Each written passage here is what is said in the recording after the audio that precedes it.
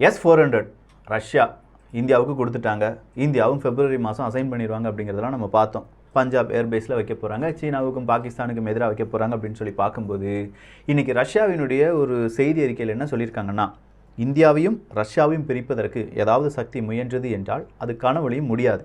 ஏன்னா S-400 அப்படிங்கிற அந்த பிஸ்னஸ் டீல் எனக்கும் இந்தியாவுக்குமானது, அதில் தேர்ட் பார்ட்டிக்கு எந்தவித சம்மந்தமும் கிடையாது அப்படின்னு சொல்லி டைரெக்டாகவே யூஎஸை கொஞ்சம் வம்புக்கு இழுத்துருக்காங்க. இப்படி வம்புக்கு இழுத்தது மட்டும் கிடையாது, அடுத்ததாக ட்ரோன்ஸ் அப்படிங்கிறதுல இந்தியாவும் சில நாடுகளை வம்புக்கு இழுக்கிறது. இந்த ட்ரோன்ஸ் அப்படின்னா நம்ம இந்தியாவிலேருந்து அடுத்ததாக என்னென்ன விஷயங்கள் செய்ய போகிறோம், அதே நேரத்தில் உக்ரைன் ரஷ்யா பிரச்சனையில் இந்தியா என்ன நிலைப்பாடை எடுக்கும், இதுதான் இந்த ஒரு வியூகத்தில் பார்க்க போகிறோம். பார்த்துடலாமா?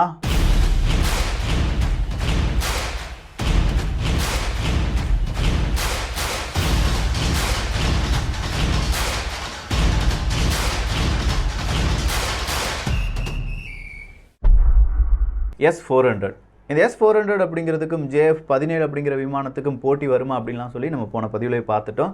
ஐயா ராசா, இந்த சீனா வால்ஃப் வாரியர்ஸ், பாகிஸ்தானுடைய அடிமைகள், நீங்களாம் இதை பற்றி பேசுகிறதுக்கே தகுதியற்றவர்கள். எங்ககிட்ட படைகள் இருக்குது, அந்த படைகளை விட படை வீரர்கள் இருக்காங்க. எந்த நேரத்தில் எப்படி தாக்குதல் நடத்த வேண்டும் அப்படிங்கிறதெல்லாம் எங்கள் படை வீரர்களுக்கு நல்லாவே தெரியும். பாகங்கள் பார்க்காத நபர்கள் தயவு செஞ்சு அதை இங்கிலீஷ்லையோ சைனீஸ்லையோ யாராவது டிரான்ஸ்லேட் பண்ணி போட்டுருங்க. ஏன்னா சாதாரணமாக இருக்கிற ஒரு விமானத்தை வச்சு பாகிஸ்தானுடைய அதிநவீன விமானம், அதுவும் அமெரிக்கா ரொம்ப பெரிய அளவில் ஹெல்ப் பண்ணி பாகிஸ்தானுக்கு கொடுத்த விமானங்களை வீழ்த்திய வரலாறு இருக்கிறது. ஸோ அந்த வரலாறில் இப்போ S-400 அப்படிங்கிறது ஆடட் ஆகும்போது நமக்கு ரொம்ப பெரிய அட்வான்டேஜ் அப்படிங்கிறது தான் வந்திருக்கே தவிர இங்கே டிஸ்அட்வான்டேஜ் அப்படிங்கிறது வரவே இல்லை. எப்போ பாரு இந்தியாவை பெருசாக பேசிக்கிட்டே இருப்பியாடா விக்கி அப்படின்னு கேட்டால், பெருசாக இருக்கிறனால தான் பெருசாக பேச வேண்டியதாக இருக்குது. இது நீ பெருசு இல்லைன்னு சொன்னால் அப்படி பொய் சொல்ல முடியாதுல்ல. ஸோ இப்போ பொய் சொல்ல முடியாத அளவுக்கு அடுத்ததாக ஒரு பிரச்சனை நம்ம முன்னாடி வந்து நிற்பது என்ன அப்படின்னு கேட்டிங்கன்னா, இந்த ட்ரோன்ஸ் விஷயம் தான். இந்திய அரசாங்கம் இன்றைக்கி ட்ரோன்ஸ் அப்படிங்கிறதுக்கு தடை விதிச்சிருக்காங்க. எந்த மாதிரியான ட்ரோன்ஸ்? நீங்கள் வெளிநாடுகளிலிருந்து இறக்குமதி செய்யக்கூடிய அனைத்து ட்ரோன்ஸும் தடை விதிக்கப்பட்டிருக்கிறது.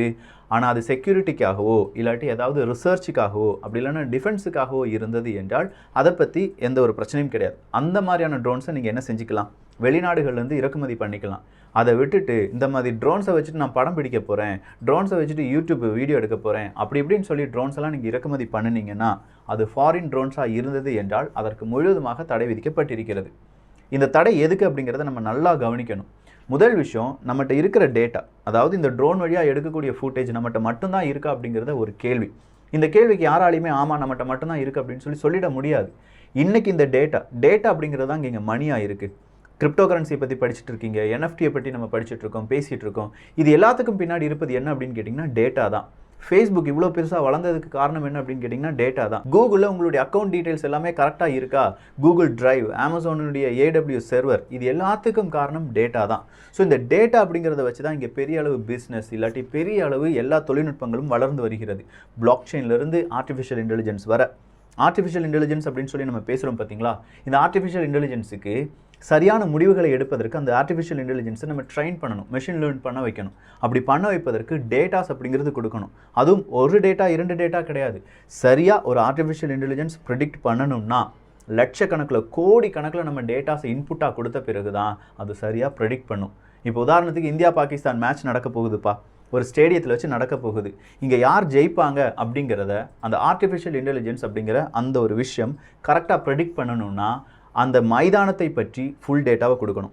அந்த மைதானத்தில் இத்தனை வருடங்கள் நடந்த மேட்சஸ், அந்த மேட்ச்சில் எந்தெந்த விஷயங்களில் எந்தெந்த அணி தோற்றது அப்படிங்கிற இந்த டீட்டெயில்ஸ் இது எல்லாம் கொடுத்த பிறகு இந்திய அணி வீரர்களுடைய மொத்த டேட்டா, பாகிஸ்தான் அணி வீரர்களுடைய மொத்த டேட்டா இப்படின்னு சொல்லி அந்த காலத்துலேருந்து இந்த காலத்து வர டேட்டாவை கொடுத்த பிறகு ஆர்டிஃபிஷியல் இன்டெலிஜென்ஸ் என்ன செய்யும்னா அல்கோரிதத்தை ரன் பண்ணி என்னென்ன டேட்டாவை எடுக்கணும் என்னென்ன டேட்டாவை எடுக்கக்கூடாது அப்படிங்கிறத பார்த்து கரெக்டாக ப்ரெடிக்ட் பண்ணும்.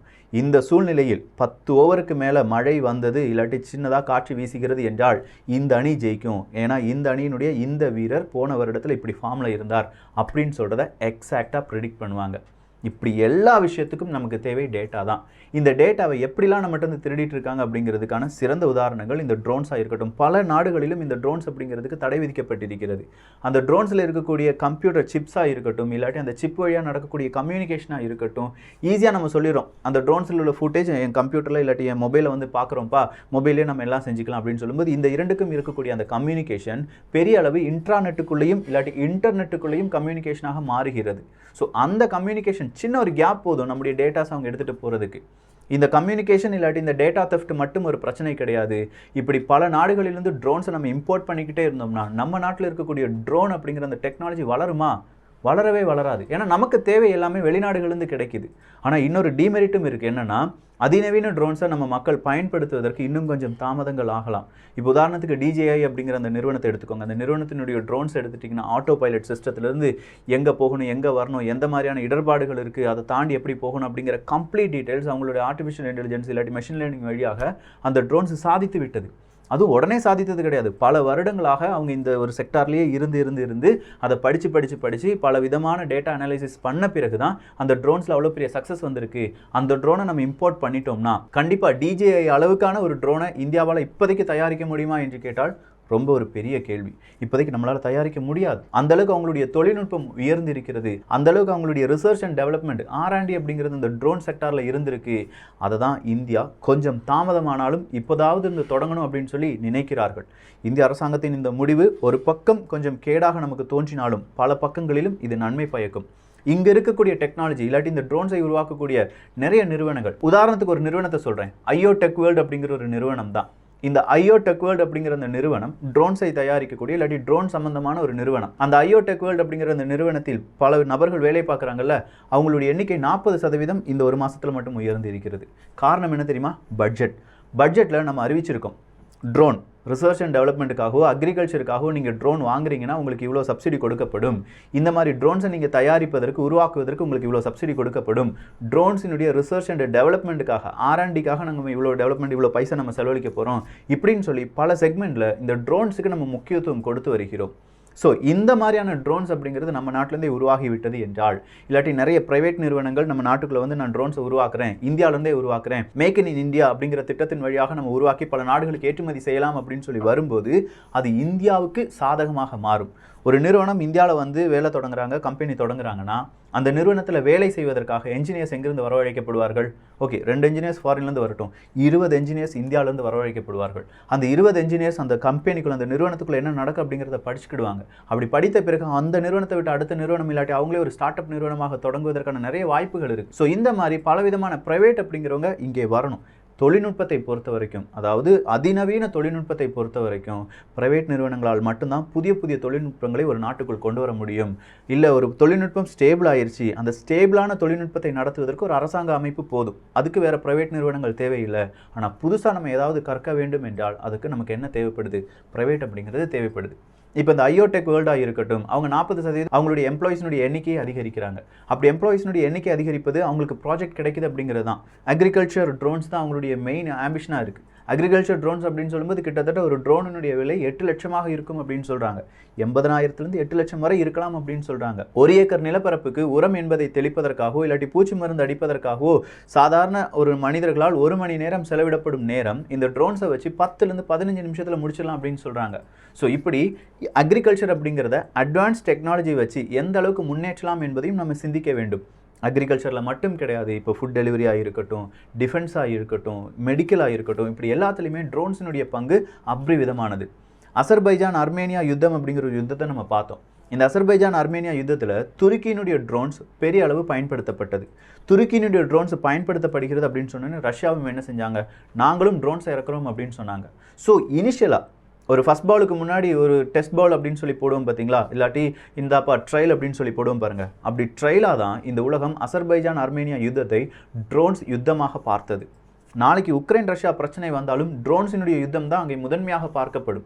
அந்த அளவுக்கு ட்ரோன்ஸினுடைய ஆதிக்கம் உலகம் முழுவதும் பறந்து நிற்கிறது. ட்ரோன்ஸ் அப்படிங்கிறது சாதாரணமாக ஒரு பறக்கும் விமானம், ஆளில்லா விமானம் அப்படின்னு நினச்சிட்டு இருந்த நமக்கு ஸ்வாம் ட்ரோன்ஸ் அப்படின்னு சொல்கிற அந்த கோட்பாடே கொஞ்சம் வித்தியாசமாக இருக்குது. ஒரே நேரத்தில் ஆயிரக்கணக்கான ட்ரோன்ஸ் ஒரு விமானத்தை எதிர்த்து போராடுது. எந்திரன் படத்தில் வர்ற மாதிரி தான். ஆனால் அது படம், இது நான் சொல்கிறது ரியாலிட்டி. இப்போ ஆயிரக்கணக்கான ட்ரோன்ஸுக்கு எதிரி எது அப்படின்னு சொல்லி நம்ம ப்ரோக்ராம் பண்ணியிருக்கோம், ஒரு விமானம். அந்த விமானத்தை அழித்த பிறகு அந்த 1000 ட்ரோன்ஸும் நம்மக்கிட்டே வருது. சப்போஸ் இந்த 1000 ட்ரோன்ஸில் 500 ட்ரோன்ஸ் அழிக்கப்பட்டாலும் மீதம் இருக்கும் 500 ட்ரோன்ஸ் என்ன செய்யும்? அந்த இலக்கை நோக்கி போகும். சப்போஸ் 500 ட்ரோன்ஸில் ஒரே ஒரு ட்ரோன் மட்டும்தான் எஞ்சி இருந்தாலும் அது அந்த இலக்கை நோக்கி போகும். இப்படி ஸ்வாம் ட்ரோன்ஸ் அப்படிங்கிறது அதனுடைய இலக்கை நோக்கி போகும். ஒரு இடத்துல இது ஃபெயிலியர் ஆயிடுச்சுன்னா அடுத்த ட்ரோன்ஸுக்கு அதனுடைய அந்த டாஸ்க் அப்படிங்கிறது அசைன் செய்யப்படும். இதுக்கெல்லாம் காம்ப்ளிகேட்டட் அல்கோரிதத்தை யூஸ் பண்ணுறாங்க. 75வது சுதந்திர தின விழா இல்லாட்டி 73வது குடியரசு தின விழா அப்படின்னு சொன்னதில் நம்ம நிறைய விதமான ட்ரோன்ஸை பறக்க விட்டோம். அப்படி பறக்க விட்டது எல்லாமே ப்ரோக்ராமேட்டிக்காக நம்ம செஞ்ச வேலை தான். அதை வந்து ரன் டைமாக ஒரு ஆர்மி, ஒரு உண்மையான ஒரு யுத்த பூமியில் வந்து நம்ம அதை சோதித்து பார்க்கல. யுத்த பூமியினுடைய கான்செப்ட் வேற, என்டையராக இப்படி படம் காணிக்கும் கான்செப்ட் வேற. ஸோ யுத்த பூமிக்காக ஒரு ட்ரோனை நம்ம பயன்படுத்த போகிறோம் என்றால் அதில் பலவிதமான தொழில்நுட்பங்கள் இருக்க வேண்டும், பலவிதமான அல்கோரிதத்தினுடைய அந்த அக்யூரசி அப்படிங்கிறது இருக்கணும். இது எல்லாமே எப்படித்தான் சாத்தியப்படும்? நம்முடைய வளர்ச்சி வழியாக. மாணவர்கள் நினைத்தால் மட்டும்தான், இல்லாட்டி ஆசிரியர்கள் நினைத்தால் மட்டும்தான் இதை எப்படியாவது அமல்படுத்த முடியும். ஆசிரியர்களும் மாணவர்களும் நினைச்சா இதை அமல்படுத்த முடியுமா, இல்லாட்டி இதை கொண்டு வர முடியுமா, சாத்தியமா அப்படின்னு சொல்லி உங்களுக்குள்ள கேள்வி இருந்தது என்றால் ஒவ்வொரு என்ஜினியரிங் ஸ்டூடெண்ட்டும் அவங்களுடைய மினி ப்ராஜெக்டா, மெயின் ப்ராஜெக்டா என்னெல்லாமோ படித்து என்னெல்லாமோ செய்கிறாங்க. அது ஒரு ட்ரோன் சம்பந்தமான இல்லாட்டி நம்ம நாட்டுக்கு டிஃபென்ஸு சம்பந்தமான விஷயமாக இருந்தால் அவங்களுடைய ப்ராஜெக்டும் கம்ப்ளீட் ஆகும். அதே நேரத்தில் இந்தியன் டிஃபென்ஸுக்கான ஒரு புதிய ப்ராடக்ட் கிடைக்கும். நல்ல நல்ல மெத்தட்ஸ் இருக்குது, நல்ல நல்ல விஷயங்கள் இருக்குது, நல்ல நல்ல தொழில்நுட்பங்கள் இருக்குது, நல்ல மூளைகள் இந்தியாவிடம் இருக்கிறது, நல்ல இளைஞர்கள் இந்தியாவில் இருக்கிறார்கள். அவங்க நினச்சாங்கன்னா டீச்சர்ஸ் இப்படி ஒரு இம்பேக்டை கொடுத்து, எப்பா இந்த மாதிரி ட்ரோன்ஸில் இவ்வளோ சப்சிடிஸ்லாம் இருக்குது, நீ ஒரு ட்ரோனுக்கு ஸ்டார்ட் அப்பை செய்யலாம், உன்னுடைய மெயின் ப்ராஜெக்ட் ட்ரோன்ஸ் சம்மந்தமாக இருக்கட்டும் அப்படின்னு சொல்கிறத இன்னைக்கு விதைத்தோம் என்றால் 3 வருடங்களுக்கு பிறகு ஒரு என்ஜினியரிங் ஸ்டூடெண்ட் இல்லாட்டி ஆர்ட்ஸ் அண்ட் சயின்ஸ் ஸ்டூடெண்ட்ஸ் கூட இதெல்லாம் செய்யலாம். மேக்ஸில் நிறைய விஷயங்கள் இந்த ட்ரோன்ஸ் இல்லாட்டி ஃபிசிக்ஸ் வழியாக இந்த ட்ரோன்ஸினுடைய அந்த வழிபாதைகள், வழித்தடம் இதெல்லாம் மாற்றியமைக்கக்கூடிய ஃபார்முலாஸ், இப்படி எல்லாமே ஒவ்வொரு விதத்திலும் நம்முடைய டிஃபென்ஸுக்காக பயன்படுத்தக்கூடிய வண்ணம் நம்முடைய மாணவர்களால் செய்ய முடியும். ஸோ நம்ம செய்கிற அந்த ப்ராஜெக்ட் எப்போவுமே பாரு, செமினார்லாம் எடுத்தோம்னா school management system, medical management system, artificial இன்டெலிஜென்ஸில் அவங்க ஏதோ செஞ்சு வச்சுருக்காங்க. 5 வருஷத்துக்கு முன்னாடி அமெரிக்காவில் செய்யப்பட்ட ஒரு ப்ராஜெக்டை அப்படியே ஒரு காப்பி எடுத்து நம்ம வைக்கிறது கிடையாது நம்மளுடைய ப்ராஜெக்ட். 5 வருஷத்துக்கு பிறகு என்ன வரப்போகிறது அப்படிங்கிறத ப்ரெடிக்ட் பண்ணி இன்றைக்கி நம்ம ஒரு சாஃப்ட்வேராக செய்கிறோம், இல்லாட்டி இன்றைக்கி ஒரு செமினாராக எடுக்கிறோம், இன்றைக்கி நம்ம ஒரு ப்ராஜெக்டாக செய்கிறோம், அதுதான் மெயின் ப்ராஜெக்டாக இருக்க வேண்டும். இன்றைக்கி அதை நம்ம தீர்மானிக்கலாம். இதே மாதிரி ரிசர்ச் அண்ட் டெவலப்மெண்ட் இந்தியாவில் எப்போது பெருகுகிறதோ, மாணவர்கள் மத்தியில் புதிய தொழில்நுட்பத்துக்கான அந்த வேட்கை எப்போது ஆரம்பிக்கிறதோ, என்னைக்கு ஒரு நாட்டிலேருந்து புது புது கண்டுபிடிப்புகள் வருகிறதோ, அந்த கண்டுபிடிப்புகளுடைய காப்புரிமையை பெரிய அளவு ஒரு நாடு கைப்பற்றுகிறதோ, அன்றைக்கு அந்த நாடு வளர்ந்த நாடாக மாறிவிடும். அப்துல் கலாம் ஐயா அவர்களுடைய கனவும் நிறைவேறிவிடும். அந்த நாடு இந்திய நாடாக இருக்கட்டும். ஸோ ட்ரோன்ஸுக்கு அப்டேட் இவ்வளோதானே அப்படின்னு பார்த்தா இல்லை. நம்ம என்னென்ன ட்ரோன்ஸ் எந்தெந்த நாடுகளிலிருந்து நம்ம வாங்கிட்டு இருக்கோம், அது எப்படிலாம் வேலை செய்கிறது, எத்தனை வருடங்களுக்கான அக்ரிமெண்ட் அப்படிங்கிறதெல்லாம் இன்னொரு பதிவில் பார்த்துடலாம்.